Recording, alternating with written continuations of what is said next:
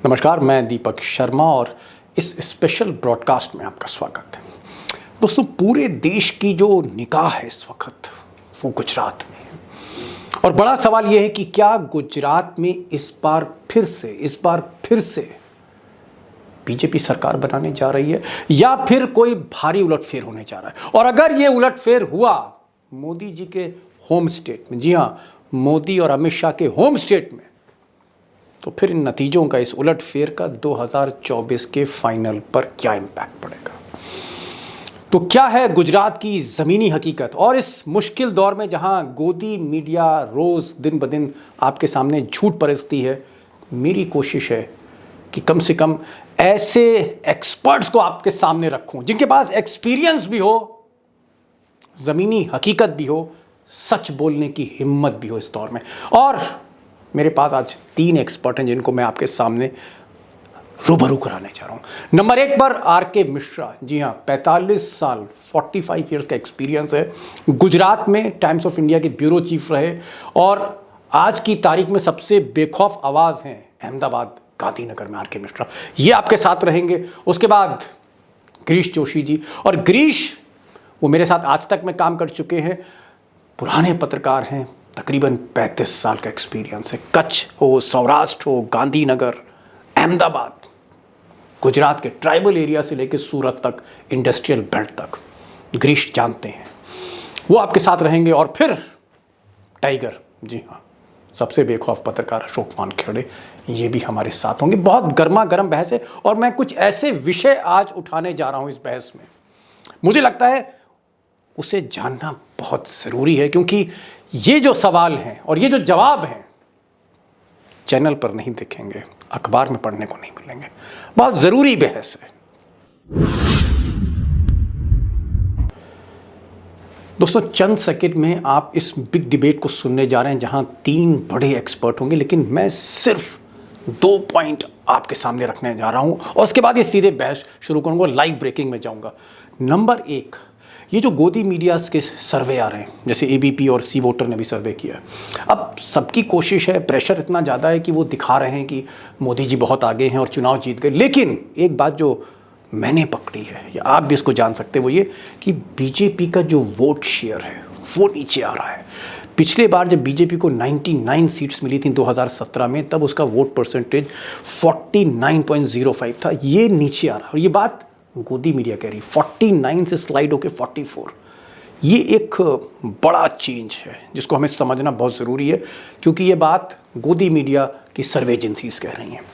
और दूसरी चीज़, अगर आप गौर करें पिछले 20-25 दिन जहां जहां आपकी रैली हो रही है वहां वहां भीड़ बढ़ रही है और भीड़ कांग्रेस की रैलीज में भी आ रही है, लाई नहीं जा रही, आ रही है। और अगर आप आम आदमी पार्टी की रैलीज देखेंगे तो वहां जाहिर तौर पर जो बातें आज की तारीख में हो रही हैं, वहाँ केजरीवाल तो यहाँ तक कह गए हैं कि आईबी की जो रिपोर्ट है, इंटेलिजेंस ब्यूरो की जो सेंट्रल गवर्नमेंट की रिपोर्ट है, उसमें आम आदमी पार्टी ऑलरेडी मजबूत स्थिति में है। सुनिए क्या कह रहे हैं। आईबी एक खुफिया एजेंसी है, सरकार की बहुत बड़ी खुफिया एजेंसी, जासूसी एजेंसी। केंद्र सरकार ने आईबी को गुजरात भेजा, बोला जरा पता करके आओ क्या चल रहा है, चुनाव में कौन जीत रहा है, कौन हार रहा है। आईबी की रिपोर्ट आई है, गुजरात में आम आदमी पार्टी की सरकार बनने जा रही है।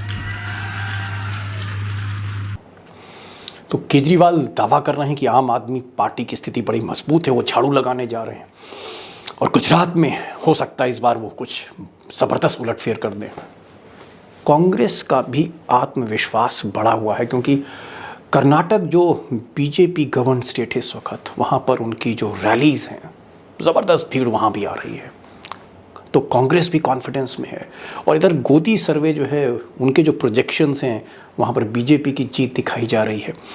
तो गोदी मीडिया सही है या फिर जो दावे हैं केजरीवाल के, उसमें कितना दम है, या कांग्रेस जो एक कॉन्फिडेंस लेवल पर पहुंच गई है, विश्वास जो है उसको दोबारा हासिल हो रहा है, किसमें हकीकत क्या है।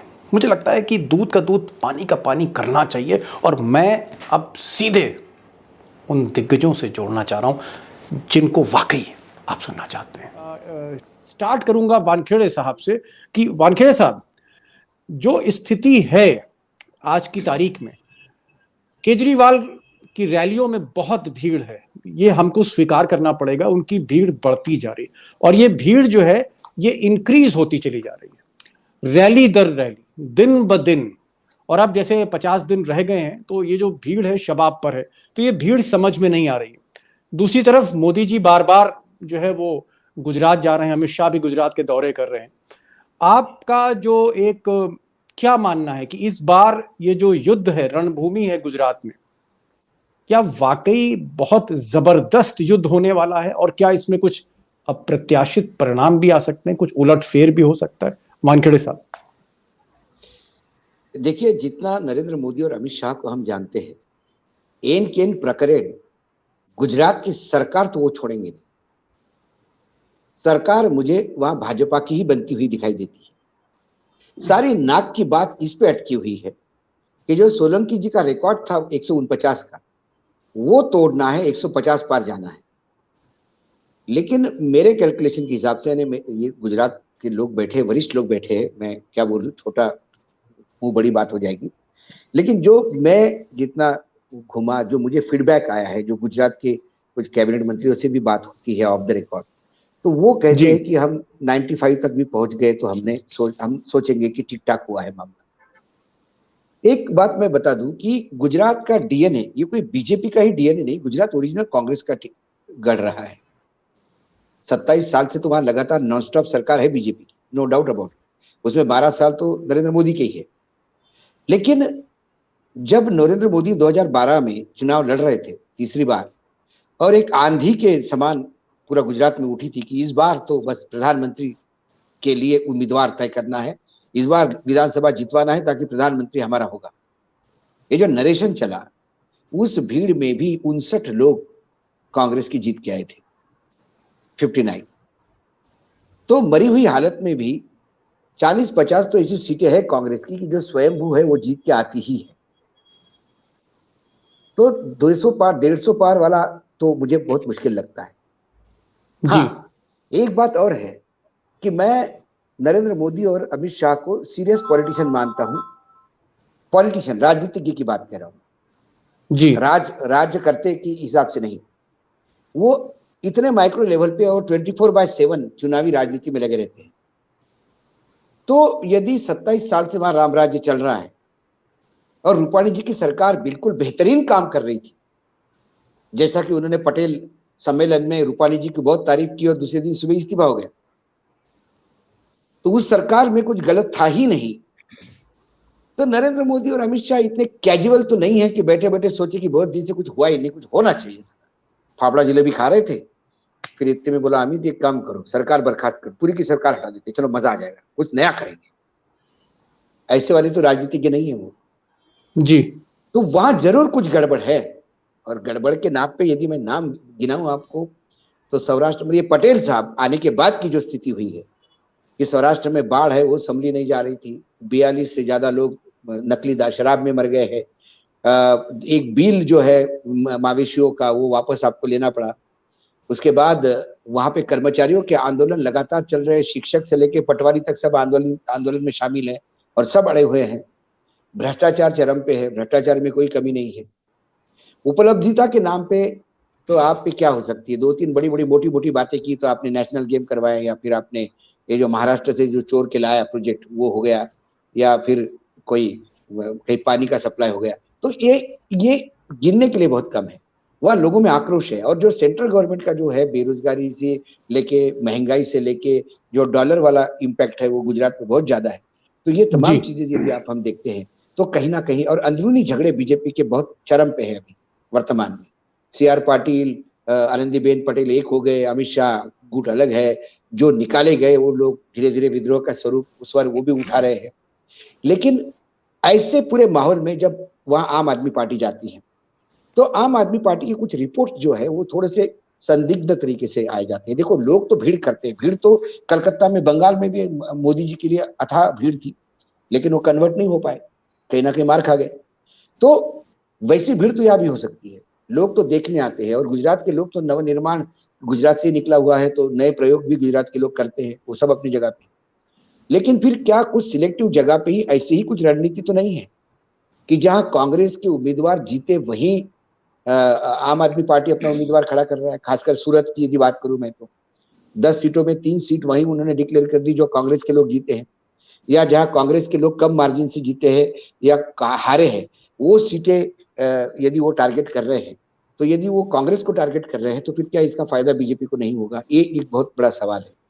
जी तो सीट कन्वर्जन कितना होगा, इसके लिए आम आदमी पार्टी के लिए मैं चुप रहता हूँ, क्योंकि सीट कन्वर्जन उनका हुआ, गोवा में नहीं हुआ। सीट कन्वर्जन उनका ये आप जो अपने यहाँ उत्तराखंड में नहीं हुआ।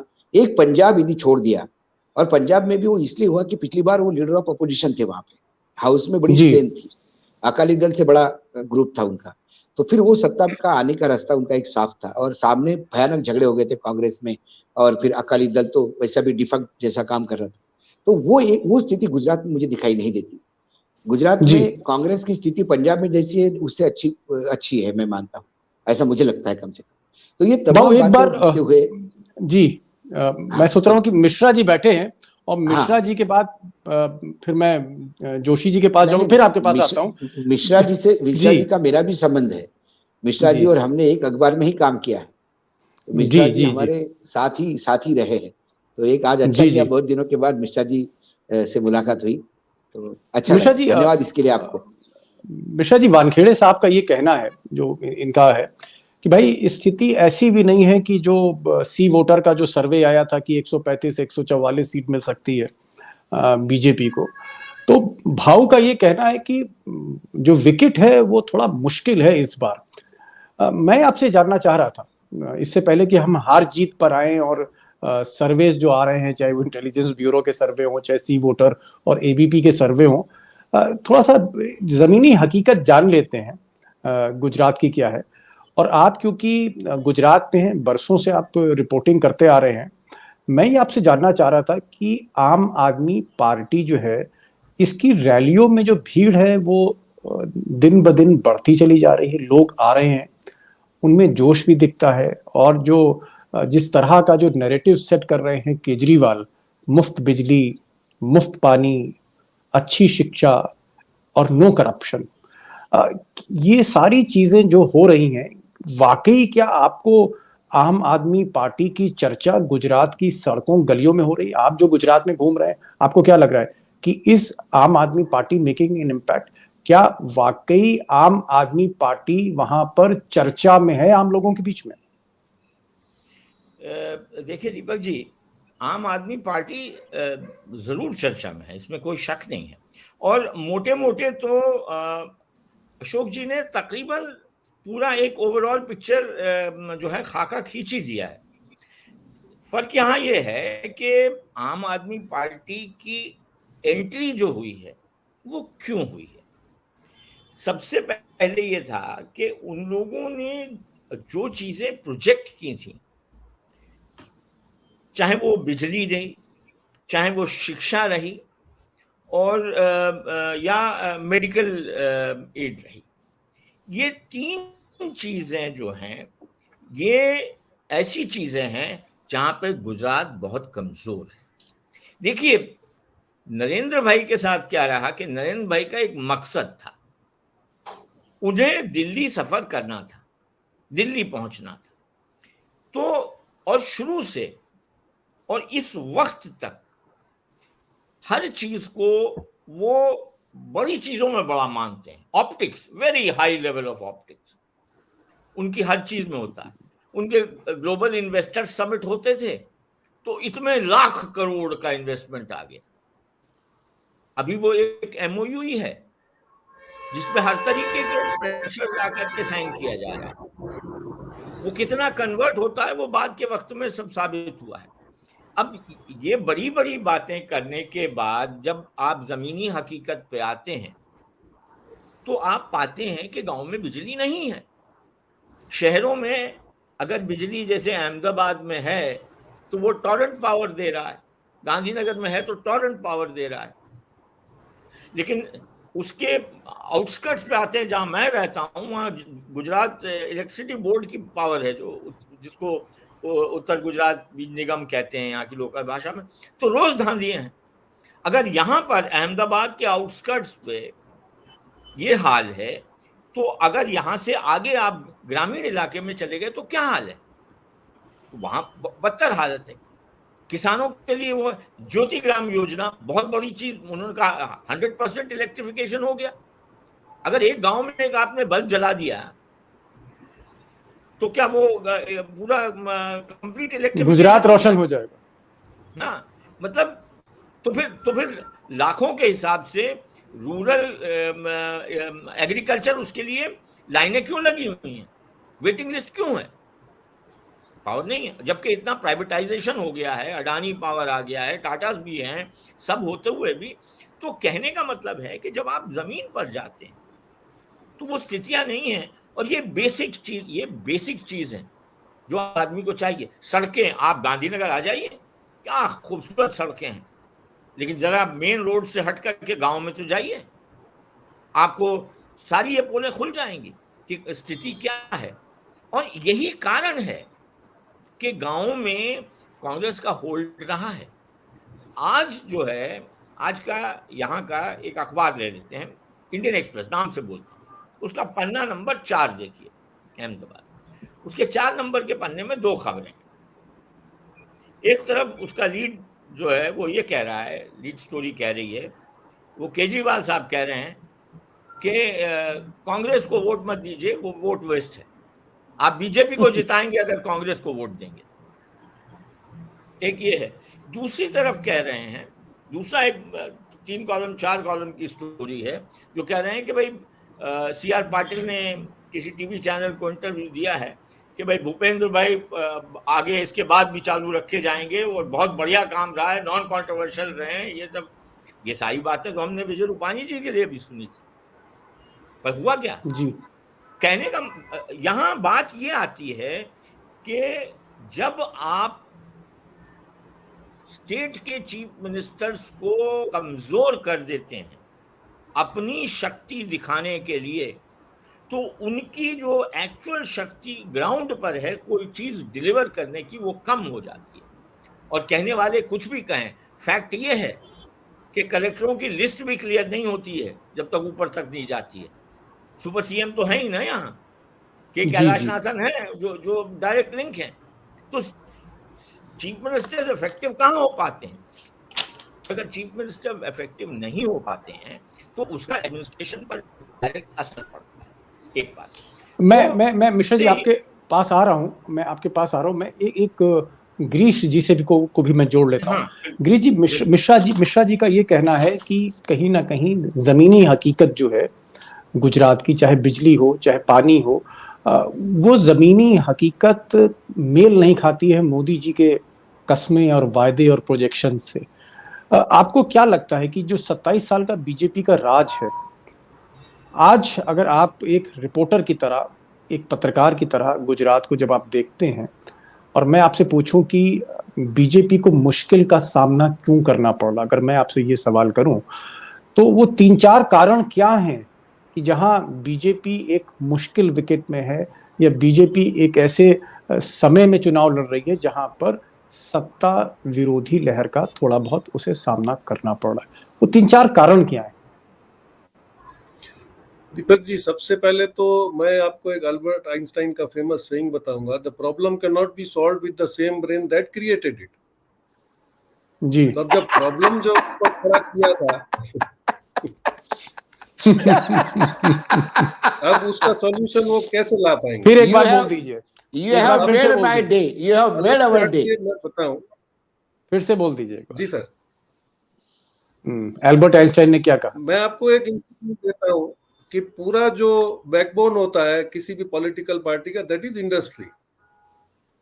अब इंडस्ट्री को बेनिफिट करने में अगर हिडन कहीं पर किसी का नुकसान हो रहा है, जैसे मैं आपको कच्छ का बता दूं कि एशिया का सबसे बड़ा इन्वेस्टमेंट भूकंप के बाद, आपने भी वो विजिट किया था, 1.5 लाख करोड़ का इन्वेस्टमेंट आया, काफी बड़ी इंडस्ट्रीज आई। अब इसका बैकड्रॉप में सबसे बड़ा नुकसान जो हुआ, that was one is pollution, और ये वाटर स्केयर एरिया जो था उसमें हम लोगों को अगर ट्यूबवेल लगाना है तो कलेक्टर गिव्स द परमिशन। इन लोगों ने परमिशन तो दे दी, उन्होंने अपनी बाउंड्रीज में बोरवेल बना के पानी खींच लिया। आज ये पोजीशन है कि जो ग्रीन बेल्ट माना जाता था मुंद्रा से Mandvi, that is going dry. लोग अच्छी अच्छी खेतियां बेच रहे हैं। एक ये हो गया फार्मर्स के लिए, और कोई इसमें बेनिफिट आया नहीं। फिर जो फर्टिलाइजर का इश्यू था, हमारे उस एरिया में काफी ज्यादा प्लाईवुड की कंपनीज हैं, क्योंकि टिम्बर वहीं पर उतरता है, तो they are the biggest consumer of fertiliser for their process. तो ये हो रहा है कि वो फर्टिलाइजर आ तो किसानों के नाम से आ रहा है, उनको पहुंचता नहीं है, और ये इलीगली इंडस्ट्रीज में पहुंच जाता है, जिसका हाल फिलहाल एक ही हफ्ते पहले बहुत बड़ा हल्ला गुल्ला हुआ है। तो फार्मर्स इस एंगल से बहुत नाराज हैं, इंडस्ट्रीज इस बात से नाराज हैं कि भाई उनको आज अगर वो क्लेम करेंगे तो उनको पता है कि उनकी गर्दन सरकार के हाथ में है, तो वो आगे पीछे हो नहीं पा रहे हैं। दूसरा मुद्दा ये है कि जो मिश्रा जी ने बताया बिल्कुल सही है कि जो डिक्लेयर्ड फैसिलिटीज थी वो ऑन पेपर ही थी। जैसे ये बता रहे हैं सही है कि अगर आप मेन रोड से 5 किलोमीटर अंदर चले जाओ तो the roads are broken, facilities are nil, और जब भी वीआईपी मूवमेंट होती है तो सबसे पहले दूर दराज के गांव की बसें ही बंद हो जाती हैं। तो these all factors are not counting. और अब ग्राउंड रियलिटी ये हो गई है कि इनको लग गया कि this is government of a wrong promises, वो जो करते हैं वो होता नहीं है। और इनका सबसे बड़ा रिएक्शन क्या रहा है कि जो केजरीवाल जी ने बोला कि सरपंच को 10,000 का पगार दिया जाएगा और 10 लाख की उसको ग्रांट करने दी जाएगी। आज ये पोजीशन है कि सरपंच को अगर तालुका पंचायत में जाके अपनी लोन पास करवानी, पेपर करवाने, तो कई डिस्टेंस ऐसे हैं जो 250-250 किलोमीटर तक के। This man can not every time run there. तो ये अगर होता है तो गांव में ऐसे लगता है कि चलो सरपंच अगर घर का यही होगा और उसी के पास पैसे होंगे तो this is a very good thing. और एजुकेशन माफियाज का तो मिश्रा जी बहुत अच्छी तरह जानते हैं, उन्होंने काफी उस पर लिखा भी है कि जब ये इनिशियली फीस का प्रॉब्लम चल रहा था, मेरा एक एजुकेशनिस्ट से बहुत अच्छे बात हो रही थी, उसकी बहुत बड़ी स्कूल्स हैं, तो मैंने उनको बोला क्या होगा भाई ये अगर पेरेंट्स टीचर्स और ऑब्जेक्शन ले रहे हैं। उसने मेरे को बिल्कुल 2 लाइन में बता दिया था कि वो हमको बोल दिया इन्होंने, हम अपना काम करते रहेंगे, आप अपना काम करते रहो, and that is the fact on paper now, कि कोई किसी की सुनता ही नहीं है। और एजुकेशन माफियाज में ये पोजीशन है कि आज तो अपर मिडिल क्लास के बच्चों को भी पढ़ाने में बड़ी दिक्कत हो रही है। ये जो फैक्टर्स हैं अभी ये क्यूमुलेटिव हो रहे हैं, और एंटी इनकम्बेंसी तो है ही है, क्योंकि वो अब और जितना ज्यादा प्रोमिसेस होते जा रहे हैं उतने ये मेरे को लगता है that is going against the party, क्योंकि now people are not ready for the promises, they want the delivery of the goods. Giri ji, मैं आऊंगा, बहुत बहुत अच्छा प्रिसाइज आपने बताया। मैं आपसे करप्शन के बारे में पूछूंगा कि करप्शन कितना है सरकारी महकमों में, क्योंकि आप ऐसा कोई डिपार्टमेंट नहीं है जिसको आपने कवर ना किया हो गुजरात में। तो मैं आपके पास भी आऊंगा, मिश्रा जी से भी पूछूंगा कुछ सवाल, लेकिन मैं वानखेड़े साहब के पास आ रहा हूँ। वानखेड़े साहब, अभी गोदी मीडिया का एक चैनल है एबीपी, कलकत्ता में कुछ बोलता है, दिल्ली में कुछ बोलता है। आप तो उसके बहुत बरसों तक पैनलिस्ट रहे। एबीपी में एक कंपनी है सर्वे की, सी वोटर, और सी वोटर को भी आप जानते हैं। तो ये गोदी मीडिया की कंपनी, गोदी मीडिया का चैनल, इसने अभी एक सर्वे किया, और उस सर्वे में उसने कहा कि गुजरात में चुनाव के नतीजे क्या होंगे। खैर, उनको बीजेपी को जिताना था और उन्होंने जिताया, वो हम सर्वे पे भी डिस्कस करेंगे। लेकिन जब वोट शेयर दिया, उसने वोट शेयर जो दिया है वो बड़ा इंटरेस्टिंग है। गोदी सर्वे एजेंसी ने 44.44%, आप चाहे तो नोट कर लें, पिछली बार 49.05 था। जब बीजेपी को 99 सीटें मिली थी तो बीजेपी का वोट परसेंटेज था 49.05, ऑलमोस्ट 50%। अब 44.7, यानी 5-6% बीजेपी का वोट नीचे आ रहा है। मेरा सवाल आपसे यह है कि अगर 88, 90 या 90 के नीचे बीजेपी गई गुजरात में, अगर जाती है, तो जो ये सर्वे बता रहा है वोट शेयर, आपको लगता है कि मोदी और अमित शाह के लिए 2024 में सड़कों पर निकलना, तीसरी बार शपथ लेना, कहीं ना कहीं बड़ा एक मुश्किल सफर होगा अगर गुजरात का नतीजा ठीक नहीं आया तो? मैंने इसीलिए आपको कहा, ओपनिंग में मैंने कहा कि गुजरात में चुनाव जीतना ये अमित शाह और नरेंद्र मोदी की अनिवार्यता है, खासकर नरेंद्र मोदी की। मैं अमित शाह को दूर रखता हूं गुजरात का मामले में, क्योंकि गुजरात में गच्चा खाई अमित शाह भी चाहते हैं दिल से, क्योंकि वर्तमान मंत्रिमंडल में अमित शाह का एक आदमी नहीं है। वहां CR पाटिल और आनंदीबेन पटेल का गुट पूर्ण रूप से हावी है। प्रधानमंत्री कई बार प्रयास कर चुके हैं कि साथ में बिठा के इकट्ठा करने का प्रयास, लेकिन नहीं कर पा रहे हैं। क्योंकि जो एक बार गांठ पड़ गई वो गांठ पड़ गई। येदियुरप्पा को आपने मुख्यमंत्री पद से हटाया, आपने भले ही उनको बाद में पार्लियामेंट्री बोर्ड में लिया, लेकिन इससे जो बूंद से गई वो हौद से नहीं आती।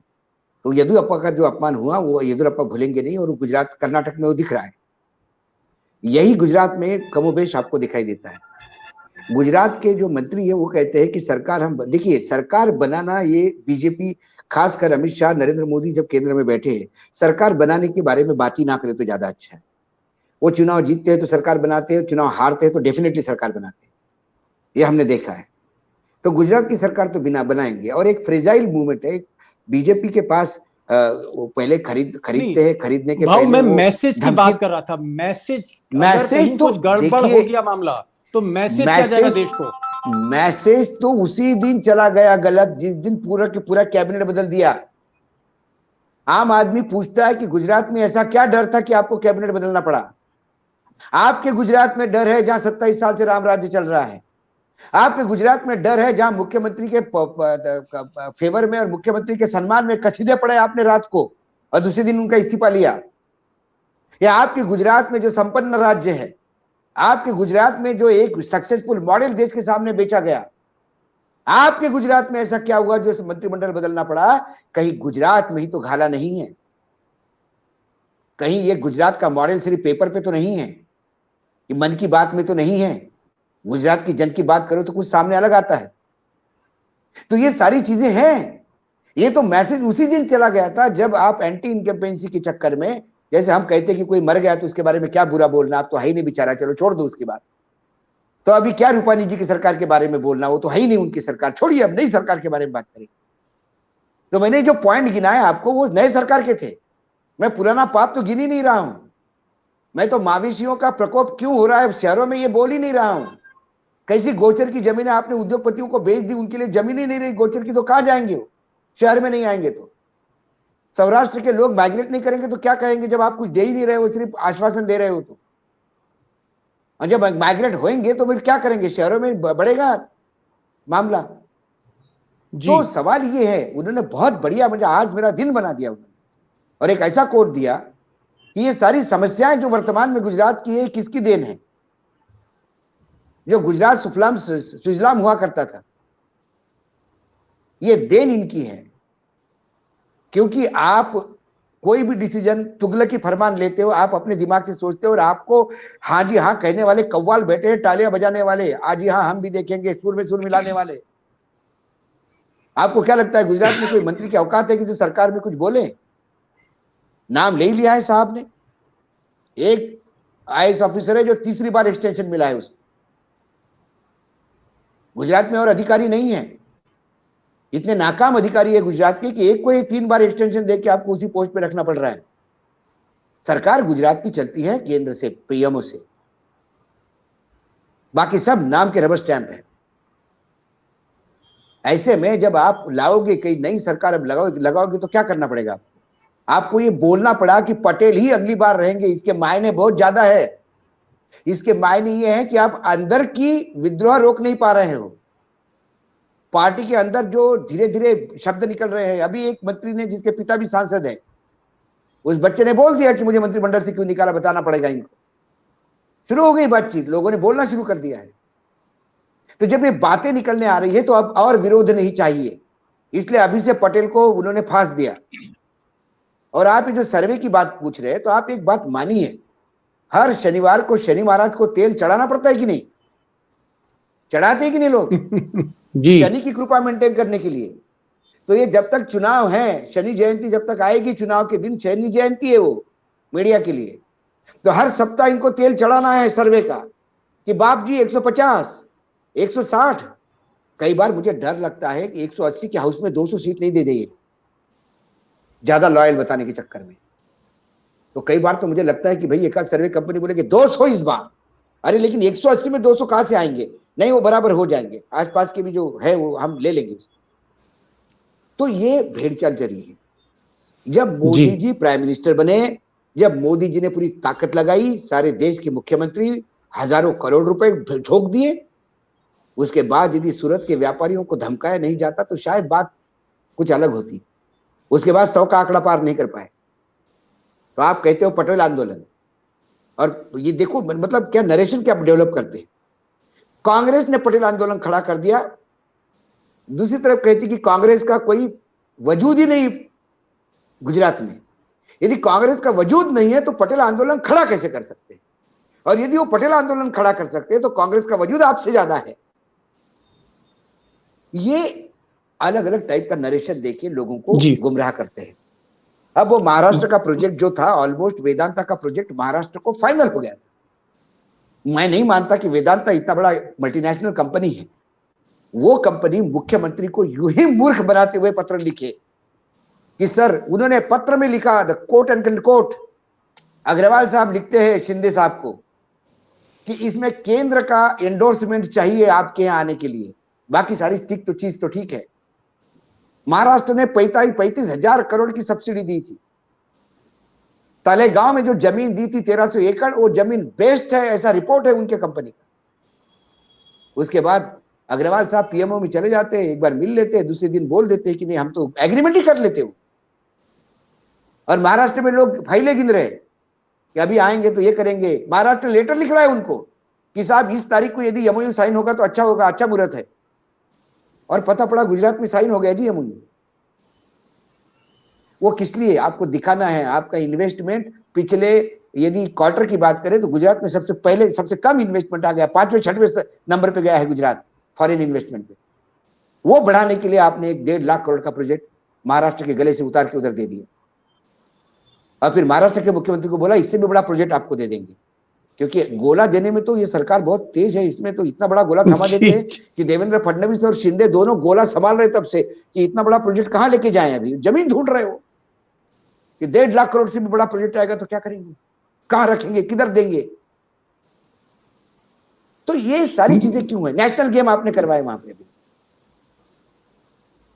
और एक जो बड़ी बात कह रहे हैं, बहुत छोटी छोटी बात, मैं उस दिन अहमदाबाद में था जिस दिन ये रेलवे का वो जो कोई लोकार्पण सिस्टम हो रहा था, अभी पिछले भी जी, तो मुझे पता पड़ा कि हजारों के तादाद में बसें लगती है लोगों को ले आने में प्रोग्राम के लिए।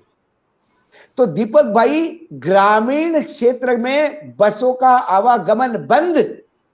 गांव वाले वो 2-3 दिन कहीं जा नहीं सकते, आ नहीं सकते, क्योंकि बसें नहीं है। सारी बसें सेवा में लगी हुई है जी। और उसका बिल भी अभी, पिछला ही बिल मैंने सुना कि कई बिल पेंडिंग है जो अभी तक नहीं दिए गए। तो ये जब लोग हैं तो लोग दिखते नहीं क्या? आप यहां बैठ के क्या है, 3% swing, 2% swing, the Patidars are like this and this, the Rewaris are going to behave like that. The adivasi sector 8% of the adivasi swing, 3%, 4%। अरे क्या स्विंग, क्या स्पिनर है क्या? वहां जाके लोगों का दर्द देखो। ना पटेल को दर्द मतलब है, ना किसी को मतलब है। जब आप एटीएम में, आपकी बेटा चला गया पैसे लेने और गाय ने सिंग मारा जो एटीएम में बैठी हुई थी, वो जख्मी हो गया। अरे वो काय का पट्टेदार और काय का कौन से भी कम्युनिटी का हो, वो बोलेगा ऐसी की तैसी इनकी एटीएम में साली गाय वैसे बैठी रहती है। ये वीडियोज आए हैं मार्केट में, तभी ये बिल आया था। लेकिन ये सरकार 56 इंच का सीना, भाई साहब, सरदार वल्लभ भाई पटेल की विरासत वाले 1 लाख लोग गांधीनगर में क्या इकट्ठा हो गए, आनंद फानंद में वापस ले लिया बिल। ये जी, मतलब मैं नहीं जानता कि ये मालधारियों का कितना वोट परसेंटेज होगा। मुझे लगता है 2-3% से ज्यादा लोग नहीं होंगे। लेकिन जब 3% के वोट के लिए आपको बिल कैंसिल करना पड़ता है, 2 फुट पीछे जाना पड़ता है, अपमानित होना पड़ता है। कोई भी सरकार जब बिल वापस लेती तो सबसे ज्यादा अपमानित है। राजनीति में वो अपमानित है। आपको, you can't face the people. आपने स्टेक होल्डर को देखा ही नहीं, आपने जिनको मतलब है उनको पूछा भी नहीं, आपने मन से बिल बना दिया, जैसा फाफड़ा जिले भी खा रहे हैं। तो ये जो सारी चीजें हैं, इसका इंपैक्ट आर कोर पे पड़ता है। भाऊ, मैं आपके पास आ रहा हूं, मैं आपके पास आ रहा हूं। मिश्रा जी से एक सवाल मेरा है। मिश्रा जी, भाऊ की बातें सुनी और बहुत ही मतलब आप कह सकते हैं कि चौंकाने वाली इन्होंने कुछ तथ्य सामने रखे। मैं अभी आपको एक घटना बता रहा हूं। आज तक न्यूज चैनल में, वो भी गोदी मीडिया है, और वहां पर एक प्रोग्राम चल रहा था गुजरात पर, और बहुत बड़ी ऑडियंस बैठी थी, यंग बच्चे भी थे उसमें। और अंजना ओम कश्यप ने पूछा कि क्या आप गुजरात के मुख्यमंत्री का कोई यहाँ नाम जानता है? और एक भी व्यक्ति दिल्ली में नेशनल कैपिटल में, एक भी व्यक्ति ऑडियंस में भूपेंद्र पटेल जी का नाम नहीं बता पाया। और मैं उन पर कई स्टोरीज कर चुका हूं, मैं गुजरात भी आ चुका हूं, आपने देखा था, मैंने भूपेंद्र पटेल पे कई स्टोरीज करी हैं। अक्सर मैं कंफ्यूज हो जाता हूं, भूपेंद्र सिंह लिख जाता हूं, मुझसे ऐसी गलती होती नहीं है। मुझे लगता है कि कहीं ना कहीं ये भूपेंद्र पटेल की शख्सियत और उनका जो लो प्रोफाइल होना, उनको कि नाम हमसे स्लिप हो जाता है। तो एक चीज तो है कि भूपेंद्र पटेल को लोग कम जानते, बहुत कम जानते, गुजरात में भी बहुत कम जानते हैं, कैबिनेट के किसी मंत्री को का नाम नहीं लोग जानते हैं। ऐसे में एक मैसेज जा रहा है कि साहब ये मोदी जी वहां से सरकार चला रहे हैं और ये डमी गवर्नमेंट है और इसने कुछ काम नहीं किया है। आपको क्या लगता है कि ये जो सरकार मोदी जी ने बनाई है, जिसमें सारे डमी लोग भर दिए हैं, मुख्यमंत्री का कोई नाम नहीं जानता, ये भी एक मोदी जी की गलती थी? क्योंकि चुनाव तो अल्टीमेट कहीं ना कहीं भूपेंद्र पटेल वर्सेस अरविंद केजरीवाल या वर्सेस जो भी हो, और वहां पर कोई आपकी ना सेनापति को कोई जानता है, ना आपके वजीर को कोई जानता है, ना आपके किसी मंत्री को कोई जानता है। ये कैसी सरकार है मिश्रा जी? दीपक जी, सी आर पाटिल जी हर जगह कहते हैं कि भाई आप जो एमएलए हैं जो इलेक्ट हुए हैं वो मोदी जी के नाम पे हुए हैं। तो हर लेवल पर इस चीज को बार बार कहा जाता है कि जो भी कुछ है वो मोदी जी ही हैं। तो जब आप मोदी जी को ही बिल्डअप करेंगे तो यकीनन बाकी सबकी इंपॉर्टेंस घटती चली जाएगी। और वो चीज मोदी जी ने खुद भी की है। उन्होंने आपने ये कहा कि कोविड में गुजरात में 10,000 आदमी की डेथ। नहीं, मेरा सवाल जो मिश्रा जी मेरा सवाल ये है कि अगर मुख्यमंत्री को कोई जानता नहीं, मंत्री को कोई जानता नहीं, तो आखिर ये इनका इकबाल क्या रहा? इनकी कौन सुनता होगा? मैं ये पूछ रहा हूं कि सरकार चल कैसे रही है वहां। पर सवाल तो यही है दीपक जी कि विजय रूपानी जी को भी कौन जानता था जब वो बनाए गए थे, या कोई भी आनंदीबेन को लोग जानते थे, लेकिन उसके अलावा किसको कौन जानता था और कौन चाहता है कि कोई जाने? अगर नितिन भाई जो थे, जो डिप्टी चीफ मिनिस्टर थे, जो रहे थे लंबे अरसे तक थे सरकार में, रहे थे बीजेपी के साथ अरसों से चल रहे थे, उनको हमेशा साइडलाइन किया गया। आनंदीबेन पटेल ने भी उन्हीं का नाम दिया था, लेकिन विजय रूपानी लाए गए। विजय रूपानी जो थे वो अमित शाह जी की चॉइस थी। वो जब 10,000 सुप्रीम कोर्ट के प्रेशर में जब रियल फिगर बाहर आए कि कोविड में गुजरात में 1,10,000 आदमी मरा है, तो फिर आपके पास आ क्या? आपने उठा करके पूरी की पूरी कैबिनेट ही हटा दी। तो जिस चीज के लिए इंदिरा गांधी जी को कहा जाता था, वो सारी चीजें आ गई और इनहैंस्ड फॉर्म में आ गई। तो किसी का जब कोई वजूद ही नहीं रहा, देखिए, चित्त में जीता पट तुम्हारे, अगर विक्ट्री है या कोई भी चीज, एक पत्थर सही जगह पर लगा है तो वो नरेंद्र भाई ने लगवाया है, और अगर खड्डा हो गया है तो वो म्युनिसिपालिटी ने किया है, और म्युनिसिपालिटी का नहीं है तो मुख्यमंत्री जी आ जाएंगे, अगर मिनिस्टर नहीं है तो वो आ जाएंगे। सी, क्वेश्चन है कि हर एक उसी का तो फ्लो डाउन इफेक्ट है। 26-27 साल से आप पावर में बैठे हुए हैं, आप इसी तरह की जगलरी आप हिंदू मुस्लिम कर लेते हैं, या ये जो भी क्रिएट कर रहे हैं, सत्ता आपको मिलती रही है, बट एक किसी पॉइंट ऑफ टाइम पर ये चीजें आ जाएंगी। अब आम आदमी पार्टी भी अपना नैरेटिव सेट करने के लिए वो सडनली बदल रही है लाइन। वो अब ज्यादा हावी इस बात पर हो रही है कि भाई कांग्रेस को वोट देंगे तो बीजेपी को वोट मिलेगा। मतलब इसका मतलब क्या होता है? इसका इंटरप्रिटेशन क्या है? इसका इंटरप्रिटेशन दीपक जी बड़ा सिंपल है कि जितना डेंट हम बीजेपी कर सकते हैं वो करेंगे, वो मार्जिनल होगा या जो भी होगा, लेकिन उसके बाद इनको अगर कुछ करना है तो इनको कांग्रेस को भी डेंट करना है, क्योंकि रूरल एरिया से इनको वोट चाहिए at the cost of the Congress. तब ये करेंगे सर्वेस की। अब आप सर्वे की बात करते हैं तो मेरा एक बड़ा छोटा सा सवाल है दीपक जी, आपकी व्यूअरशिप, आपके यूट्यूब न्यूज चैनल की व्यूअरशिप क्यों बढ़ रही है? वो इसलिए बढ़ रही है कि इन चैनलों की जो है व्यूअरशिप घट रही है।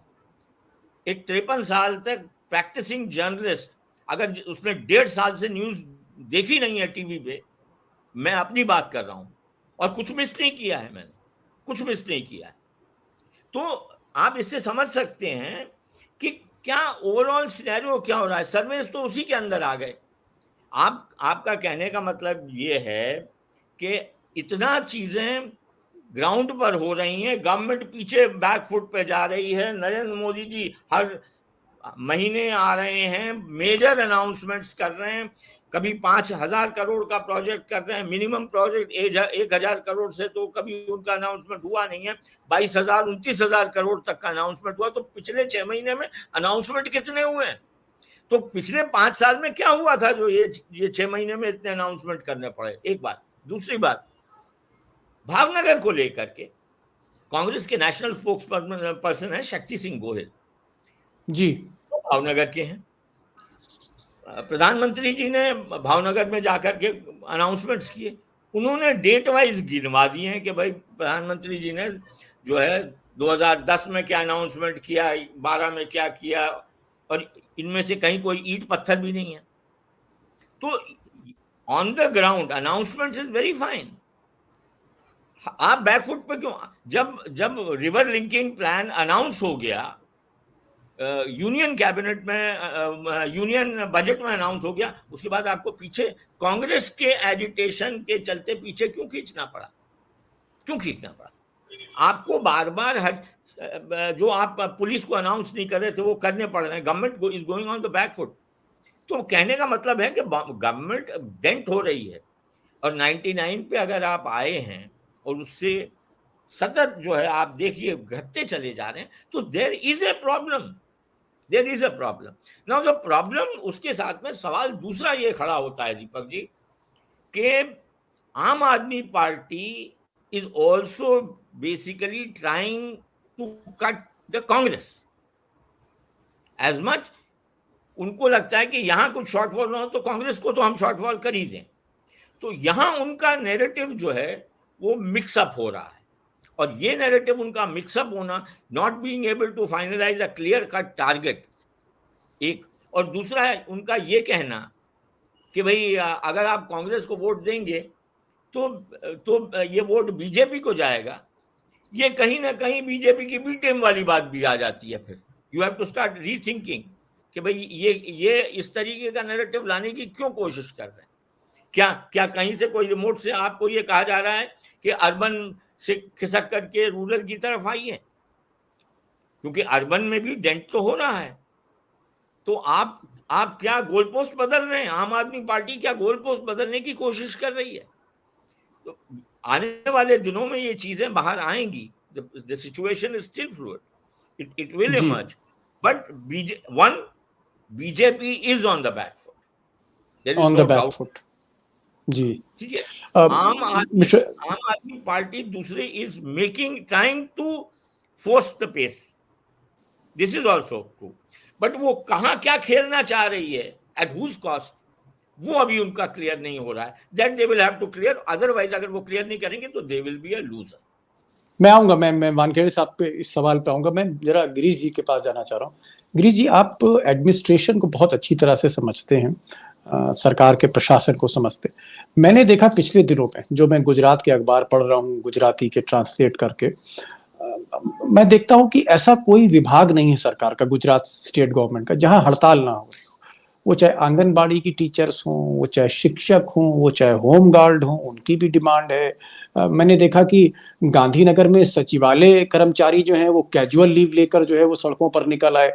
हर जगह हड़ताल है, हर विभाग का कर्मचारी हड़ताल कर रहा है, वो नाखुश है इस सरकार से। और यही नहीं, जो सामाजिक संगठन है, बहुत सी एनजीओज हैं, बहुत सी संस्थाएं हैं, वो भी जो है सड़कों पर बैठी है।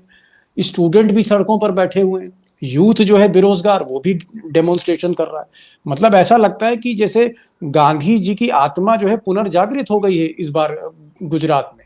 ये जो आंदोलन चल रहे हैं पूरे गुजरात में, या जो इसका गांधीकरण हो गया है, आपको लगता है कि वाकई नरेंद्र मोदी जी को आजकल नींद नहीं आ रही होगी?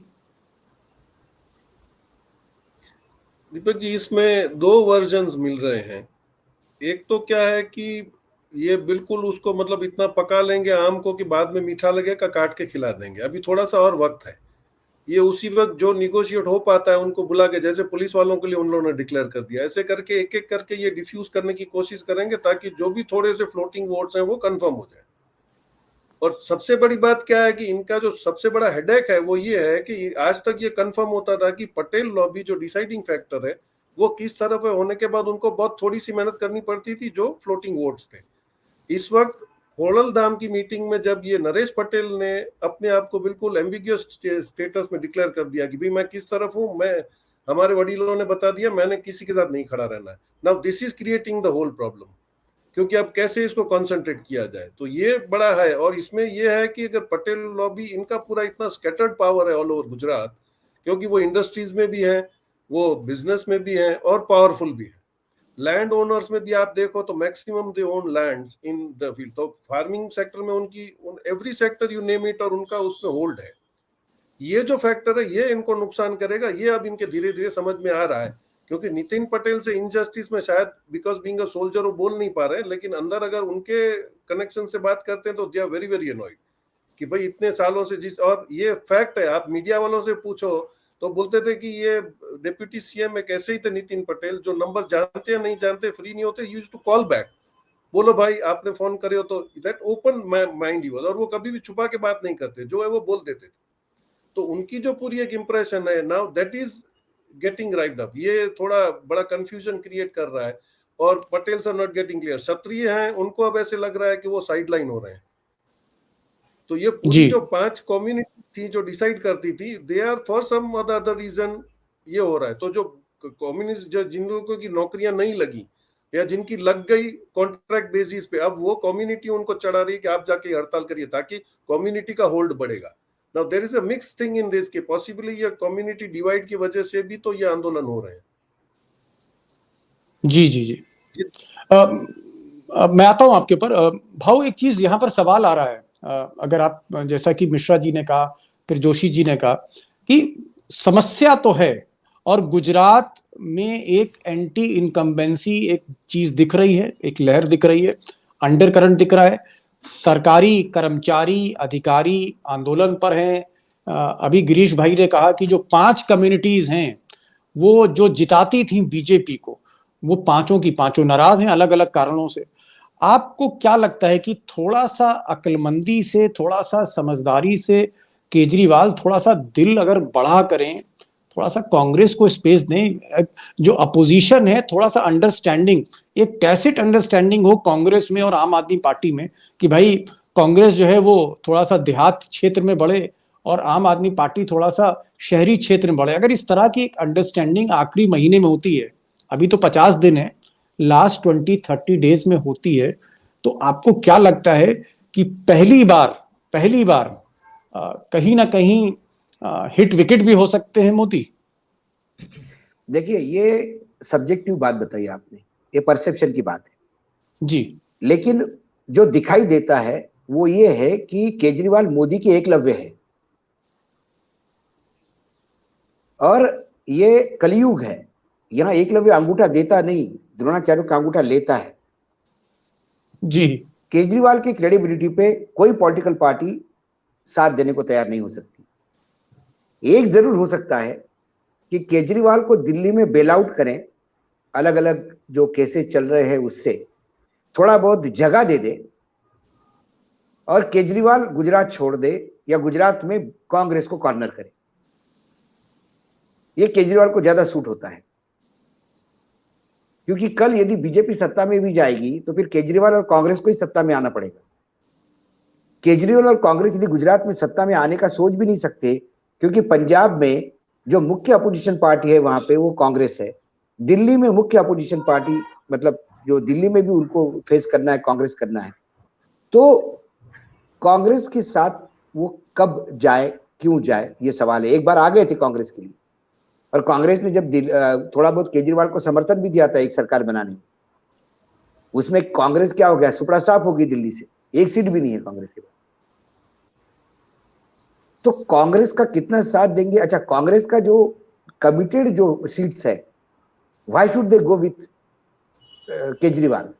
उनको बीजेपी के साथ जाने में ज्यादा प्रॉफिट है, पैसा भी मिलता है और केंद्र से इम्यूनिटी भी है बहुत सारी चीजों की। अभी आज या कल शायद कोई गृह मंत्री, पुराने गृह मंत्री ने कांग्रेस की ज्वाइन कर लिया बीजेपी में या कहीं। ये वो लोग हैं जिनका कोई वजूद नहीं है अभी वर्तमान राजनीति में, लेकिन इनका पुराना इतिहास दिखा दिखा के आप एक परसेप्शन बनाने का प्रयास करते हो कि कांग्रेस के सब बड़े बड़े लोग भाग रहे हैं। नहीं, लेकिन मेरा मेरा मेरा सवाल ये, फिर मैं हाइपोथेटिकल सवाल कर रहा हूं, एक बहुत फ्लूइड सिचुएशन है कि आम आदमी पार्टी और कांग्रेस अगर एक साथ या एक अंडरस्टैंडिंग कर लें खिड़की के पीछे बंद कमरे में, आखिरी 15-20 दिन जब बचते हैं, तो क्या फिर ऐसी की तैसी है इस बार?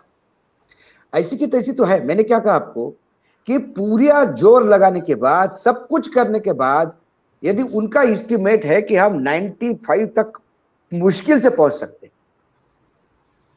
तो यदि उस 10 सीट का गड्ढा हो गया तो हो गया, काम तमाम हो गया। आपके पास कुशनिंग के लिए कि 20-25 सीटों का जगह नहीं है। 180 का हाउस है, 91 182 का, 182 का, 92 पे आप मेजोरिटी में है, 95 आप बिल्कुल बोलते हो पूरे जोर के साथ। 30 सीट का कुशनिंग नहीं होता। किसी ने जोर से छींक भी दिया तो सरकार गिर जाती है। तो आप क्या करते हैं? आपने क्या किया? आप 99 पे आए थे, फिर आपने सारे लोग तोड़ तोड़ के लाके एक कुशनिंग कर लिया अपने लिए। गोवा में आप एकदम माइनॉरिटी में थे, आपने तोड़ के सरकार बनाई।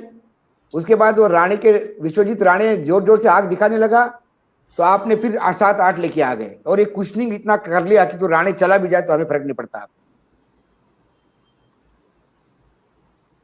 पैसा है, एजेंसीज है, ये दोनों के चक्कर में तो नेता आते ही है। क्योंकि जो नेता खासकर कांग्रेस की जो रहे हैं, उन्होंने कभी जीवन में सोचा नहीं था कि हमारे घर में भी ईडी पहुंचेगी। तो भ्रष्टाचार तो सबने किया। जैसे अभी बीजेपी वाले सोचते हैं कि हमारी कभी जीवन में सरकार जाएगी नहीं केंद्र से और ईडी हमको टच नहीं करेगी, इसलिए वो दबा के खा रहे हैं। जिस दिन किसी और की सरकार आएगी तब इनका निकलेगा बाहर। अब तो ये चलेगा, लेकिन ये दोनों का वोट शेयर भी एक होता है। यदि सीटें, एक बात तो मैं मानता हूं कि विधानसभा में आम आदमी पार्टी की यदि सीटें बढ़ती हैं तो सरकार को काम करने में तकलीफ हो जाएगी। बाय एंड लार्ज वरिष्ठ लोग बैठे हैं, दोनों मुझसे भी वरिष्ठ है, जानते हैं, बाय एंड लार्ज गुजरात में लगातार, खासकर नरेंद्र मोदी के जाने के बाद, कांग्रेस ये उनके पेरोल पे ही रही है, पूरी पार्टी की पार्टी।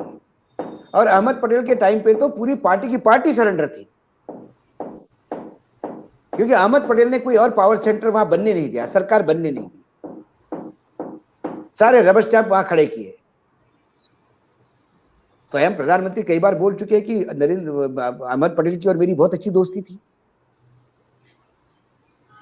अहमद पटेल केंद्र में क्लाउड एंजॉय करते थे, गुजरात में उनको कोई बोलने वाला नहीं था, कोई पावर सेंटर ही नहीं था, सत्ता ही नहीं थी। मेरी कई बार वाघेला जी से बात हुई, वाघेला जी कहे मुझे अध्यक्ष बनाते हैं, एक सीट भी मेरे को अलॉट नहीं करवाने देते, हारने वाली सीटें बांटते हैं और फिर चुनाव हारने के बाद बोलते हैं अध्यक्ष इस्तीफा दो। तो इससे पहले ही इस्तीफा दे दूं, क्योंकि यूनिट प्रेसिडेंट मैं हूं और मुझे मालूम है कि सीटें आप हारने के लिए दे रहे हैं। मैं रिपोर्ट दे रहा हूं कि ये सीटें हार रहे हैं हम, लेकिन दिल्ली में कोई सुनवाई नहीं। कांग्रेस की जीवन में सबसे बड़ी गलती रही दीपक भाई, कांग्रेस सत्ता में बनी रही केंद्र में और कांग्रेस के हाथ से एक एक राज्य निकलता गया, कभी साउथ के भरोसे, कभी नॉर्थ के भरोसे। वो दिल्ली में रही है सत्ता में। बीजेपी का उल्टा है, वो दिल्ली में सत्ता में आने के बाद किस राज्य में हम नहीं है, वहां क्यों नहीं है करके वो घुसते हैं।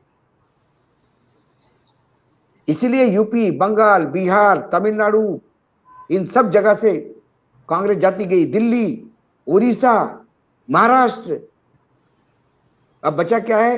कर्नाटक, मध्य प्रदेश, छत्तीसगढ़, राजस्थान, हिमाचल, वो बेल्ट बचा है। पंजाब भी चला गया। आप तो गुजरात में आप हो अपोजिशन में, केरल में हो आप, यू आर फिनिश्ड।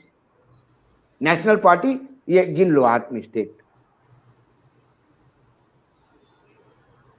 लेकिन अशोक भाई, एक एक इसी पे सवाल आपसे सप्लीमेंट्री पूछ रहा हूँ।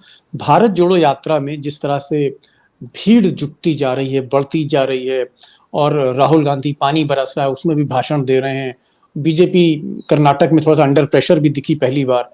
अगर इस माहौल में जहां पर थोड़ा सा आप कह सकते हैं राहुल गांधी की पर्सनल रेटिंग्स इंप्रूव हो रही, वो अगर जाते हैं और गुजरात में, जैसा कि जयराम रमेश कह रहे थे कि वो जाएंगे गुजरात में कन्वेंसिंग करेंगे, उसका कोई माहौल इस बार होगा? Minus Ahmed Patel and with a good rating of Rahul बहुत बना गांधी। था। पिछली बार अहमद पटेल को पूर्ण रूप से बाहर रखा था। अशोक गहलोत सिपा सलार बने, सेनापति बन के घूम रहे थे। राहुल गांधी पूरी ताकत झोंके हुए थे। लेकिन राहुल गांधी ने जो पिछली बार बोला गुजरात में, उसके बाद क्या हुआ? राहुल गांधी ने गुजरात भगवान भरोसे छोड़ दिया। आप चुनाव हारे, आपको 99 पे बीजेपी को रोक लिया, गुजरात ने आपको अच्छी खासी सीटें दी, 70 के आसपास, 70-72 के आसपास। तो ये आपका वजूद नहीं था कि आप लगातार गुजरात जाके लोगों का मनोबल बनाए कि आप 70 दिए, मैं आपके साथ हूं। कौन था गुजरात में? आज पूछो किसी को अध्यक्ष कौन है गुजरात का, तो हमको ही पता नहीं अब अध्यक्ष कौन है गुजरात का। इतने तो लोग आते, कार्यकारी अध्यक्ष 10 बनते, एक अध्यक्ष बनता है, वो छोड़ के जाता है, उसके जगह दूसरे को कार्यकारी अध्यक्ष बनते, वो बीजेपी में चला जाता है। अभी कोई किसी को पता नहीं कौन संगठन चला रहा है। रघु शर्मा को वहां से बुला लिया, रघु शर्मा ने हर जिले में अपने लोग भर दिए। राजस्थान के लोग वो तय करेंगे जिले में क्या है, लोकल लोगों को पूछा नहीं जाता। राजकोट के कांग्रेस के ऑफिस में मां बहन की गालियां दी है रघु शर्मा को वहां के लोकल लोगों ने। कहां है लोकल नेतृत्व, कहां है? कोई किसी को पूछने को तैयार नहीं। दिल्ली इस मामले में बिल्कुल हवा में चल रही है। आपने कहा अच्छी सीटें मिली नगर निगम में आम आदमी पार्टी को। आप जरा हार्दिक पटेल को पूछो सीटें कैसी मिली। जो लोग हार्दिक पटेल के साथ आए थे, वजूद वाले लोग थे, उनको कारपोरेशन के टिकट नहीं दिए गए। वो क्या करेंगे? उनको सिंबल चाहिए था, उन्हें आम आदमी पार्टी का सिंबल लिया। जो कारपोरेटर जीते उनका इतिहास है, उन्होंने चुनाव के समय ज्वाइन किया। वो पहले कई आम आदमी पार्टी का कोई नाम लेने वाला नहीं था वहां। रेडीमेड जीते हुए कैंडिडेट मिले। राष्ट्रवादी शरद पवार पार्टी के 2 एमएलए रहते हैं गुजरात में। वो एमएलए किसी के भी टिकट पे, उन्होंने कल समाजवादी पार्टी का भी टिकट लिया तो जीत के आएंगे। उनको एक सिंबल चाहिए तो आपका ले लिया। इसके मायने ये नहीं कि राष्ट्रवादी ने 2 एमएलए किए तो कोई वजूद है उनका वहां पे। ये जो कारपोरेटर जीत के आए, वो कोई 2 साल से संघर्ष कर नहीं रहते आम आदमी पार्टी के लिए। उनको टिकट नहीं मिला, इन्होंने टिकट मांगा, वो जीत गए। आम आदमी पार्टी को रेडीमेड मिल गया मामला। अब उसी लहर पे ये टेम्पो बना के प्रेशर बनाना चाहते हैं, लगातार प्रेशर बना रहे हैं। गुजरात चुनाव आते आते देख लीजिए आप, गुजरात में बीजेपी की सरकार बन जाएगी, यहाँ पे सीबीआई ईडी की केसेस कम हो जाएंगे। तू भी खुश, मैं भी खुश, और कांग्रेस फिर खुश रहेगी कि चलो हम इस बार फिर 70 पे आ गए। जी मिश्रा जी, जो भाऊ ने कहा, कहीं ना कहीं भाऊ ने कुछ एक तस्वीर का दूसरा पहलू दिखाया कि भाई थोड़ा सा कांग्रेस को भी मेहनत करनी पड़ेगी, और सिर्फ भारत जोड़ो नहीं, गुजरात भी जोड़ा जाए, क्योंकि गुजरात में कहीं ना कहीं एक चाबी छुपी है 2024 की, कि कहीं जो अशोक जी कह रहे थे कि अगर 95 सीट है मैक्सिमम, बीजेपी 95 तक पहुंच सकती है, इंटरनल सर्वे में ये बातें आ रही। लेकिन अगर 5-10 सीटें नीचे खिसक गई, जिस तरह का वोट शेयर आ रहा है कि थोड़ा कम है, और थोड़ा सा केजरीवाल भी एग्रेसिव हो रहे हैं, अगर ये 5-7 सीटें कम हो गई तो फिर गुजरात में क्या होने वाला है दिसंबर में? ये तो अगर अगर नीचे आ गए तो मामला देखिएगा, कांग्रेस चाहे कोई प्लानिंग करे ना करे, आम आदमी प्लानिंग करे ना करे, अमित शाह जी जो जरूर प्लानिंग करके बैठे हुए कि अगर हमारे कम हो गए तो हमें कितने तोड़ने हैं, वो पहले से ही बात के तैयार करके बैठे होंगे कि भैया ये है। नहीं, बाकायदा मतलब वो आइडेंटिफाई किए होंगे कि भैया किसने कितना कमा लिया है, किसने कितना था पहले, कहाँ कब कमाया था, किसका क्या है। आप देखिए विपुल चौधरी जो थे, उनकी गलती क्या है? उनके फादर बड़े इलस्ट्रेटिव मिल्क कोऑपरेटिव के लीडर थे, जो मेहसाना के दूध सागर डेयरी के। केसेस कब रजिस्टर हुए थे? अरसों पहले। और एक्टिवेट कब किए? सडनली जो है ये कैसे रेड हो गई? अब रेड हो उस वक्त के केस अब कैसे निकला? इसलिए निकला कि उनकी जो जो सबकास्ट है अंजना चौधरी, उनकी 10-12 सीटें हैं और उन्होंने अपनी एक नॉन पॉलिटिकल वहां पर सेना बनाई, जो जो जो पॉलिटिकल जिसका गोल था। और जैसे ही वो बनी तो वो पुरानी दुकानें सब खुल गई। अब एक वक्त पे इनका क्या, बाकी सब चीजें छोड़ दीजिए, क्योंकि मैं तो उस जिनीसिस में जब ये प्रॉब्लम खड़ा हुआ था तो मैं उसका चश्मदीद गवाह हूं। गुजरात मीडिया क्लब, जिसका कि मैं उस वक्त प्रेसिडेंट था, उसने एक फंक्शन में राहुल गांधी को बुलाया था। राहुल गांधी आए थे और वहीं पर ये मिलने आए थे, क्योंकि विपुल चौधरी, क्योंकि इनको एनडीडीबी का चेयरमैन बनना था। और वहां से जो मामला उल्टा हुआ तो उसके बाद वो ये केस और वो केस और अरेस्ट, इसमें अरेस्ट उसमें अरेस्ट, वो चल ही रहा है मामला। फिर वो बीच में वो साष्टांग हुआ तो फिर वो बंद हुआ था। अब जो उनकी सेना बनी तो फिर सब वो केस खुल गए।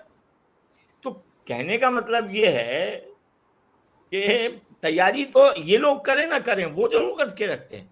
देखिए, एक बात समझ लीजिए कि बीजेपी का campaign micro manage prime minister के लेवल पर हो रहा है। It is being managed at that level. और बाकी सब जो हैं वो उनको जो चिट्ठी के चाकर हैं, ये कर देना, ये कर देना, ये कर देना, and that includes Amit Shah, कि भाई ये करिए। अभी जब वो आए थे, पिछली बार आए थे, तो उन्होंने अमित शाह, सी आर पाटिल की क्लास ले ली। मोदी जी ने? हाँ जी, सी आर पाटिल को बुलाया और उनकी क्लास ले ली। और क्लास ऐसी ली है कि सीधे खड़े रहे।